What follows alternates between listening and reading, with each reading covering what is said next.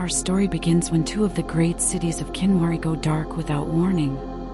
In response, the kingdom dispatches Aurelia Silverdawn and Tabi Shadowsoul, two unlikely allies bound by duty. Together with their carnivorous fairy horse, affectionately and ironically named Sprinkles, they set off to uncover the truth. Their first destination, Lorona. But when they arrive, there is no city. Only the shattered remnants of a dock greet them. The once thriving metropolis has vanished. No buildings, no people, nothing but emptiness and the whisper of waves. Amidst the wreckage, they discover a half-sunken merchant ship, its hull torn open by unseen forces. Inside, scattered like the remains of a forgotten shrine, lie dozens of religious symbols. Tokens of every god once worshipped across Kinwary. Returning to shore, the water begins to shimmer with unnatural clarity. A vision unfolds before them of the city's people being devoured by a monstrous plant creature. But what chills the heart more than the carnage is the passivity of the victims. None scream, none flee, none resist. They die quietly, almost willingly. Then, as if the earth itself takes offense at their existence, the ground opens wide and swallows the city whole. Buildings, citizens, and the plant horror. All consumed in divine silence. Only gods could cause something like that. Reeling but resolute, the pair rides hard for Kandahar, the second city that fell silent. There, the silence is deeper. The streets are slick with blood, the air thick with the iron sting of death.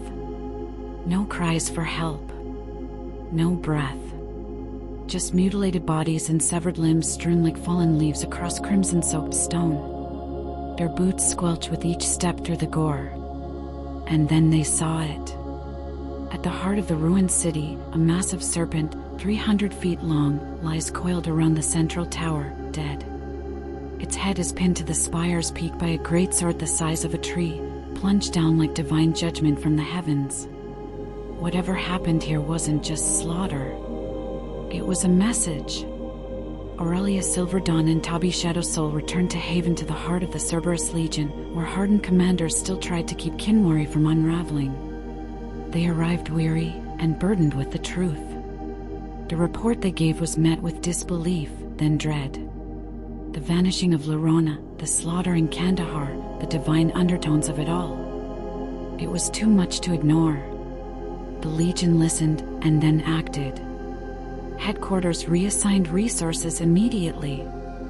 The two veterans would not face what came next alone. They were joined first by Saki, a sharp-eyed former criminal whose name once echoed in the darker corners of the city. Now reformed, Saki ran a bar on the edge of Haven's merchant district that doubled as an orphanage. Don't ask how. His connections ran deep, including whispered ties to a high-ranking officer in the Legion. When Saki showed up in the war room with his easy grin, no one dared question why.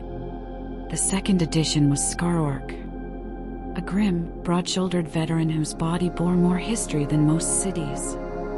Taken by slavers, he'd broken his own chains and spent years earning the people's trust as a city guard.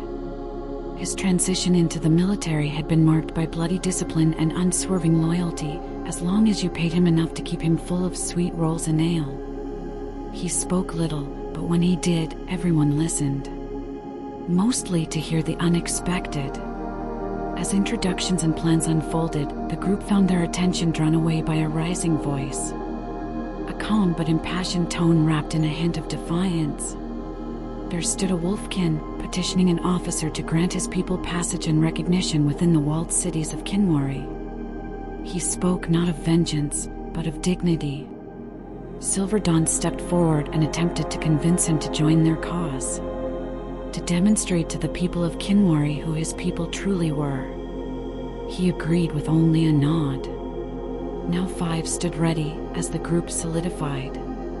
Silverdawn with her wisdom, Shadowsoul with cunning, Saki with connections, Skarork with steel, and Mullet the Wolfkin with raw power. They began their mission in earnest.